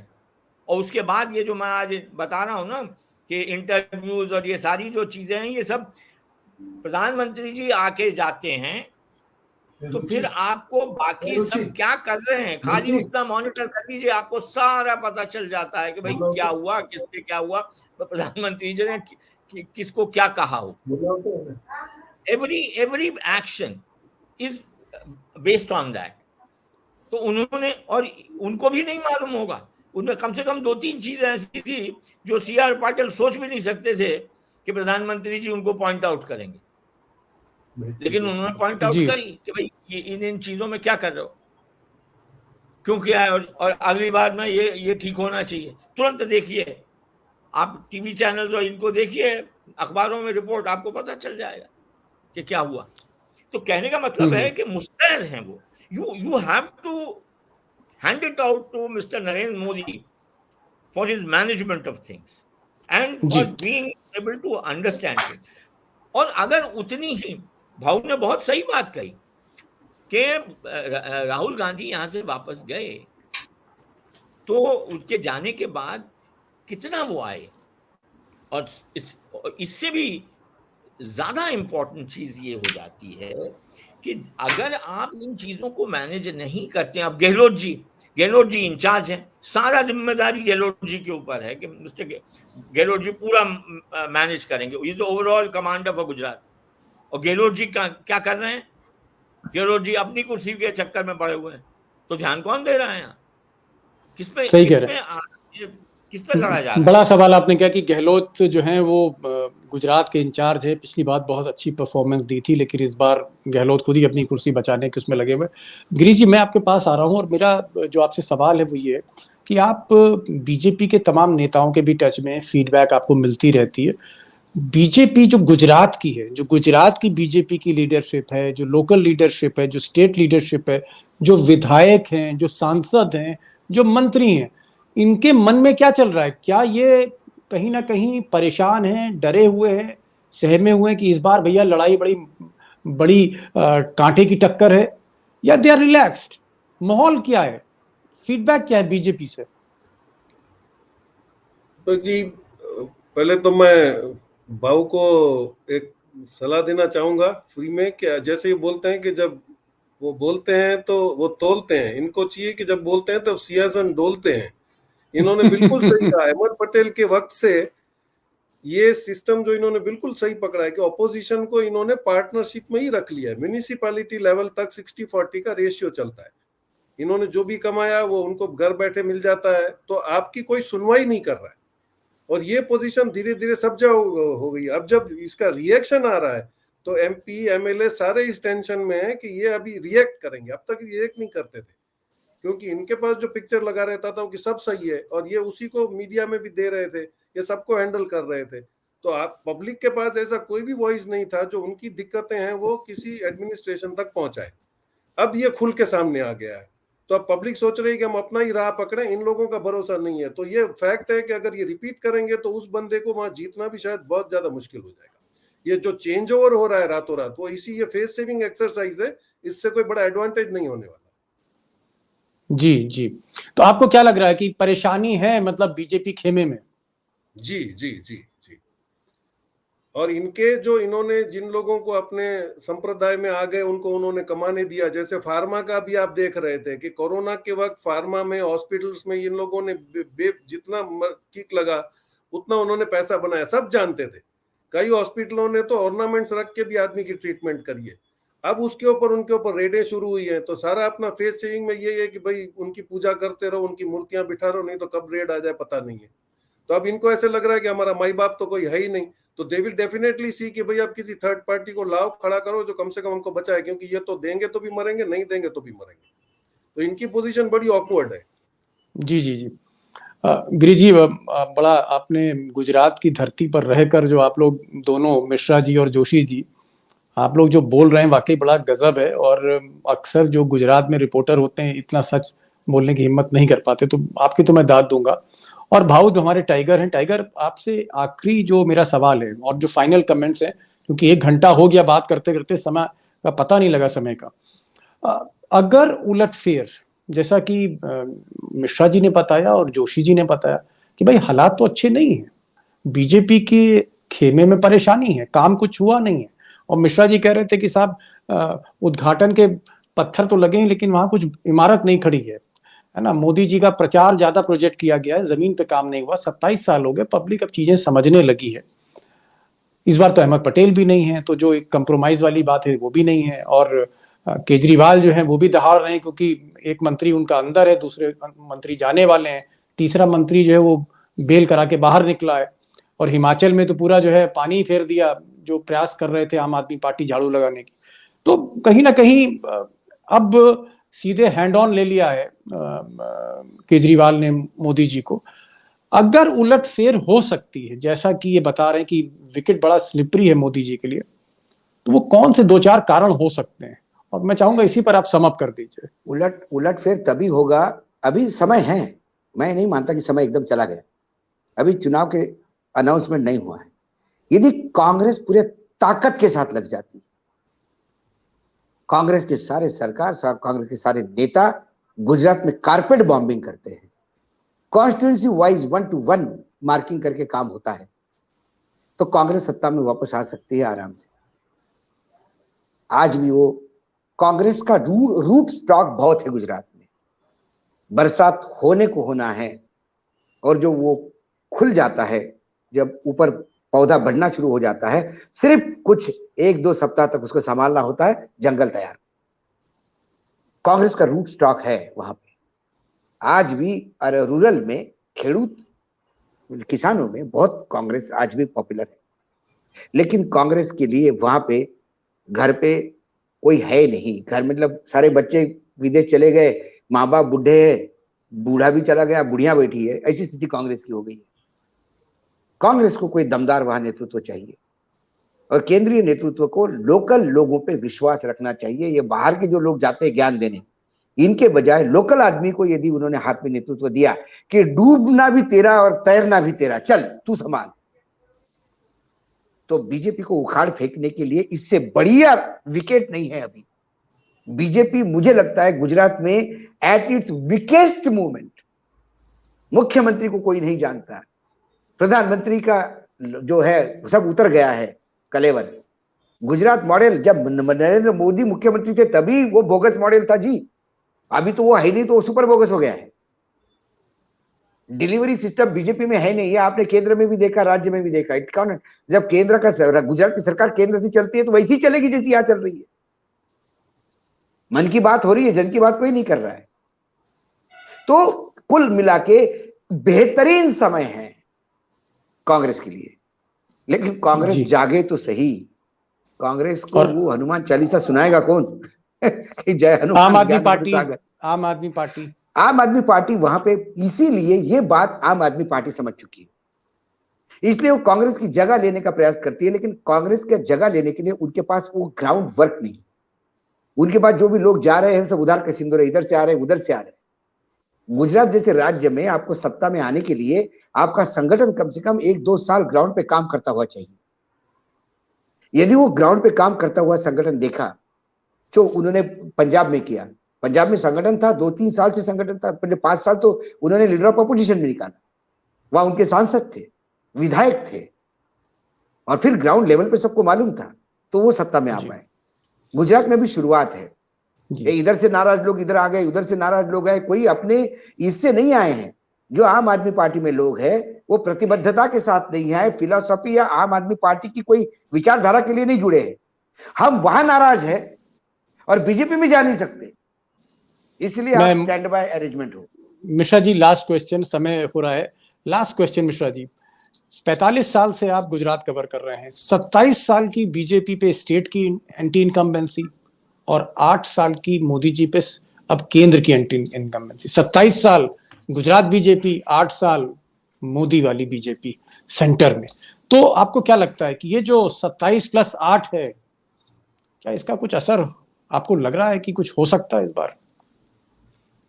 असर इन चीजों का हो सकता है, ये इसीलिए तो दोबारा से जो है मेट्रो का इनॉग्रेशन हो रहा है, सेकंड टाइम हुआ। सी प्लेन गायब हो गया है, जिस पे लास्ट टाइम कहाँ है plane, where is the plane? तो नहीं, लेकिन मिश्रा जी आपको याद होगा, मैंने पिछली बार जब मैं गुजरात आया था तो मैंने तो उस पर स्टोरी करी थी और उसमें कहा था कि इस मेट्रो का मोदी जी उद्घाटन कर रहे हैं, तो दोबारा कैसे उद्घाटन कर दिया उसी का? मैं वही तो बता रहा हूँ। अरे आप जो है सोशल मीडिया पे आप तो जाके आए हो, धोलेरा गए थे ना? जी। हाँ, तो सोशल मीडिया पे देखिए, वाह वाह क्या साहब, दुबई बन चुका है, आप तो देख के आए। तो मुझे तो मतलब यही ग्राउंड पे प्रॉब्लम क्रिएट कर रहा है। और बीजेपी आज भी एक ही चीज पे बैंक कर रही है कि प्रधानमंत्री जी लास्ट में आकर वही बोलेंगे कि आपका बच्चा आपने भेजा था, आपकी जिम्मेदारी है, घर संभालिए, मैं आपका देश संभाल रहा हूं, आप घर संभालिए। इसीलिए वो अंबाजी रिलीजियस पॉइंट्स पे देखिए, आप फैक्ट्स तो देखिए कि जो है आप वंदे भारत में जाएंगे तो 100 गुना जो है एयर जो फ्लाइट में जाता है उससे ज्यादा क्वाइट होगा अगर आप वंदे भारत में जाएंगे। 100 साल से मैं जो है फाइल लिए घूम रहा था वो अंबाजी तरंगा हिल्स की रेल लिंक के लिए। तो रेटोरिक का जमाना है। अब स्थिति क्यों इस पे आ रही है? क्योंकि कहीं ना कहीं आप परेशानी में हैं। और आज आप देख लीजिए, जो है 2002 से के इलेक्शन से आज तक घट रहा है, और इधर जो है जैसे परफॉर्मेंस घट रही है, सीटें घट रही हैं, ऐसे इनके अनाउंसमेंट बढ़ रहे हैं कि 150 आ जाएंगी, 125 आ जाएंगी। लास्ट टाइम 150 कही थी तो 99 पे आ गए थे, समझे? सेंचुरी नहीं हुई थी, बाद में सामने की टीम से बटोर करके सेंचुरी बनाई। तो अब जो स्थिति है, जब दो तरफ से घेरे में आए हैं तो आप समझ सकते हैं कि क्या स्थिति है। लेकिन मुझे बस एक ही पॉइंट है जो अब इमर्ज हो रहा है कि मैं केजरीवाल जी क्या खेल खेल रहे हैं, क्योंकि कहीं ना कहीं जैसा मैंने अभी पहले कहा कि गोल पोस्ट बदल रहे हैं। तो क्या ऐसा है कि जो हाल कांग्रेस का होने जा रहा था वही बीमारियां इस तरफ भी धीरे धीरे आ रही हैं? जी मैं आखिरी सवाल इस शो का गिरीश भाई आपसे ही पूछना चाहूंगा कि जैसे कि अभी मिश्रा जी ने कहा कि आखिर में यही होगा कि मोदी जी आएंगे और एक बहुत ही भावुक भाषण देंगे, हो सकता है आंख में आंसू भी आ जाएं और कहें कि हम आपके बच्चे हैं और आपको इस बच्चे का ख्याल रखना है। मैं गुजरात का बच्चा हूँ, गुजरात की धरती से मैं दिल्ली तक, इंद्रप्रस्थ तक पहुंचा हूँ, तो गुजरात आप संभालिए। क्या इस बार 27 साल की बीजेपी की स्टेट इनकम्बेंसी, 8 साल मोदी जी के भी हमने देख लिए दिल्ली में, आपको लगता है कि इसके बावजूद, कोविड के बावजूद, महामारी के बावजूद, लाचारी के बावजूद, महंगाई के बावजूद, बेरोजगारी के बावजूद, धरने आंदोलन के बावजूद, भूपेंद्र पटेल जैसे एक अनजान मुख्यमंत्री के बावजूद, एक ऐसी कैबिनेट जिसको कोई नहीं जानता गुजरात में, उस सबके बावजूद इमोशनल ब्लैकमेल कहीं ना कहीं कामयाब रहेगा मोदी जी का और गुजरात की जनता फिर भावुक होकर मोदी जी के साथ खड़ी हो जाएगी, या इस बार कुछ और होने वाला है? नहीं, इस बार थोड़ा सा चेंज इसलिए लग रहा है, जो ग्राउंड रियलिटी हम देख रहे हैं। भाऊ मेरी बात को समझ पाएंगे कि मराठी में एक बहुत अच्छी कहावत है कि येड़ा बनून पेड़ा खावा। हाँ। येड़ा बन के आप पेड़ा खा लो, ये स्ट्रेटेजी अभी केजरीवाल लगा रहे हैं, क्योंकि एक वो इनकम टैक्स कमिश्नर रह चुके हैं, उनको अच्छे से पता है किसको ट्रैप करना है, तो उसके लिए पहले कौन सा फोरग्राउंड तैयार किया जाता है। अब यहाँ पे मैं आपको एक सिंपल इंसिडेंट समझ जाएंगे कि ये परेशान कहाँ हो रहे हैं कि पहले ये जहाँ पे भाजपा का सिंबल एडवर्टाइजमेंट के लिए लगाते थे, वहीं जाके रात को ये अपना झाड़ू छाप के आ जाते थे आप वाले। अब इन्होंने ऐसा कर दिया, फिर भाजपा वालों ने छापना बंद कर दिया, तो ये मैटर तो बंद नहीं करनी है, तो रात में यही लोग झाड़ू लगा देते हैं और सुबह इन्हीं का आदमी आके उसके पोछा लगा देता है। भाई कौन है, तो कॉन्ट्रैक्टर भाग जाता है। अब भाजपा वाले परेशान है कि हम तो कर नहीं रहे, लेकिन वो उसका नुकसान जो है वो काफी नीचे तक जाएगा इसका। तो ये ही नोज, इसको एग्जैक्टली पता है कि किस बॉल पे कैसे खेलना है, तो थोड़ा सा टफ तो 100% रहेगा। इन्होंने आज तक देखिए हमेशा ये ऑफेंसिव पे रहे थे, भाजपा पहली बार इनको ये डिफेंसिव पे ले आए। Now they have to answer every question. तो दिक्कत तो है इस वक्त, वो इतना इजी लेवल प्लेइंग फील्ड नहीं है, they will have to work very hard. Last question of the show, final comments भाऊ आपसे। जो ये सारी सभा हुई, मैं उसको भी सम अप कर रहा हूँ, पूरे शो को मैं सम अप कर रहा हूँ। इस शो से जो निचोड़ है, जो नेक्टर निकला इस डिबेट से, बड़ी अच्छी बहस हुई इसमें। हमारे पास ग्राउंड सिचुएशन से 2 लोग थे और आप थे दिल्ली से। निचोड़ ये निकल के आ रहा है कि भाई कमजोर विकेट पे तो बीजेपी है, मोदी जी को वाकई नींद नहीं आ रही है और हमेशा अभी से लग गए कि किस तरह से अगर हम हारेंगे तो फिर क्या तोड़ेंगे, ये सब चीजें हो रही हैं। मुझे ऐसा लगता है, जो बातचीत से सामने बात आई, कि केजरीवाल के पास कहीं ना कहीं चाबी है। अगर केजरीवाल गांव में कांग्रेस को काटने की जगह अगर वो शहर में थोड़ा कंसंट्रेट करें, बीजेपी की कुछ सीटें कम करें और इतना ध्यान कांग्रेस के पॉकेट्स में ना दें, थोड़ी सी टैसिट अंडरस्टैंडिंग करें, दिल बड़ा करें, तो क्या वाकई केजरीवाल कुछ आप कह सकते हैं एक कैटलिस्ट के तौर पे चुनाव के परिणाम में कुछ उलटफेर कर सकते हैं? क्या ऐसा हो सकता है, या अगर ऐसा हो तो कुछ हो? चाची को मूछे होती तो चाचा कहलाते, ऐसी बात हो रही है। सूरत में 10 सीटें हैं, केजरीवाल जिन 3 सीटों पे लड़ना चाहते हैं वो तीनों सीटें कांग्रेस की, और बीजेपी की सीट पे केजरीवाल हाथ लगा नहीं रहे। इससे आपको अंडरटोन समझ में आ जाएगा क्या खिचड़ी कैसी पीक रही है। क्या मोदी जी जानते हैं कि इस बार सबसे भयावह स्थिति में वो फंसे हुए हैं, चक्रव्यूह में फंसे हैं गुजरात में, और निकालने के लिए उनको कोई अभिमन्यु की जरूरत है तोड़ने के लिए? क्या केजरीवाल अभिमन्यु बनने जा रहा है? सवाल ये है, क्योंकि फंसे तो है और एडवांटेज कांग्रेस है मरी हुई हालत में भी। तो कांग्रेस को एडवांटेज ना मिले, किसी और को मिले, इसलिए तो केजरीवाल नहीं गए, क्योंकि केजरीवाल डेफिनेटली वहां सरकार नहीं बना रहे, ये बात तो तय है। केजरीवाल नंबर 3 पे ही रहेंगे ऐसा लगता है मुझे, नंबर 2 पे भी नहीं आएंगे। प्रश्न ये है, केजरीवाल सिलेक्टिव लड़ना चाहिए, जो आप कह रहे हो। सूरत में जिन 3 सीटों पे वो बात कर रहे हैं, वो 3 सीट छोड़ के बाकी 7 सीटों पे उनको कॉन्सेंट्रेट करना चाहिए, जो बीजेपी की सीटें जीती हुई है, तो शायद हम माने कि कुछ इंपैक्ट होगा। लेकिन वो कांग्रेस की 3 सीटों के खिलाफ अपने उम्मीदवार उड़ा रहे हैं और बीजेपी के खिलाफ उम्मीदवार नहीं खड़े करेंगे, तो फिर समझ में आता है, या कांग्रेस के जहां कम मार्जिन से सीटें जीती या हारी है, वहां केजरीवाल बहुत एग्रेसिव अपना कारपेट बॉम्बिंग कर रहे हैं, तो फिर समझ में आता है तो केजरीवाल क्या वहां जगह ढूंढ रहे हैं, किसको बेल आउट कर रहे हैं? क्या केजरीवाल उत्तर प्रदेश जैसे ओएसी बनने जा रहे हैं गुजरात में? ये सवाल पूछ रहे, क्योंकि ये वर्तमान में मैं इनका बिहेवियर और उनका पैटर्न देख रहा हूँ, इसका जो प्रचार का पैटर्न है उसका। जी, वो अपनी बातें बार बार कह रहे हैं कि वो बोल रहे हैं कि मैं ये फ्री दूंगा, ये करूंगा, जबकि गुजरात में यदि आपको कैंपेन करना है तो एग्रेसिव बीजेपी के खिलाफ कैंपेन करना होगा आपको। जो गुजरात में मिसडीड है, जो गुजरात की इश्यूज है, जो गुजरात में भयानक नंगा नाच हुआ है करप्शन का, गुजरात में जो सत्ता का मद है और गुजरात की जनता को जो रगड़ दिया है इन सत्ता के मद ने, उस जनता को मलहम लगाने की जरूरत। उनको बताना है कि तुम्हारे इश्यूज के लिए मैं लड़ूंगा। आप बोलते हो कि मैं फ्री में बिजली दूंगा, स्कूल अच्छे करवा दूंगा, वो अच्छे करवा दूंगा। आप एक नया गुजरात का सपना दिखा रहे हैं। आप वर्तमान गुजरात में जो हुआ है उसके आप बोलो कि मैं इनको जेल के अंदर कर दूंगा, नाम लेके कहो। बाकी जगह तो बहुत नाम लेते हैं, नाम लीजिए कि इन भ्रष्टाचारियों को जेल के अंदर करूंगा। क्यों नहीं उन्होंने बसों पे अभी तक बोला कि ये बसें जो लगती है प्रधानमंत्री के हर टूर पे, और पूरे गांव का कम्युनिकेशन और आवाजाही बंद हो जाती है, आवागमन, क्यों नहीं इस पे वो बोल रहे हैं? गोचर के जमीन पे क्यों नहीं बोल रहे हैं? सौराष्ट्र के बाढ़ पे क्यों नहीं बोल रहे हैं?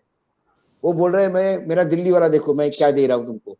वो दिल्ली बेच रहे हैं, वो अपना गुजराती होने का नाम बेच रहे हैं, और ये जनता बेचारी बिना वजह माल खरीद रही है, एक पे एक फ्री। उनकी समस्या आपको चाहिए नहीं चाहिए तो भी ले रहे हैं, और आप मतलब आप ये कहना चाह रहे फ्रीज बेच रहे हो।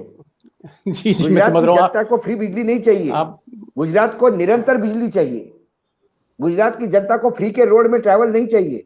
वो टोल टैक्स देने की औकात रखता है गुजरात। गुजरात संपन्न भूमि है, लेकिन उनको खड्डे के बिना रोड चाहिए भैया। They are ready to pay. Payment is not a problem in Gujarat, services are in problem in Gujarat. जी, तो भाऊ आपने रोशनी डाली और सबने बहुत अच्छी डिबेट रही, और इसका लबोलुआब यही निकलता है कि जैसा कि भाऊ ने कहा कि अगर चाची की मूछ होती तो चाचा होती।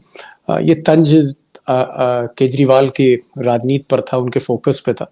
मुझे लगता है कि मूछे भले ही ना हो उनके, लेकिन दिल जो उनके पास है वो थोड़ा अगर बड़ा कर लें, दिल थोड़ा बड़ा करें, और एक अपोजिशन की एक विजन होना चाहिए जहां पर एक यूनाइटेड अपोजिशन की बात हो रही है।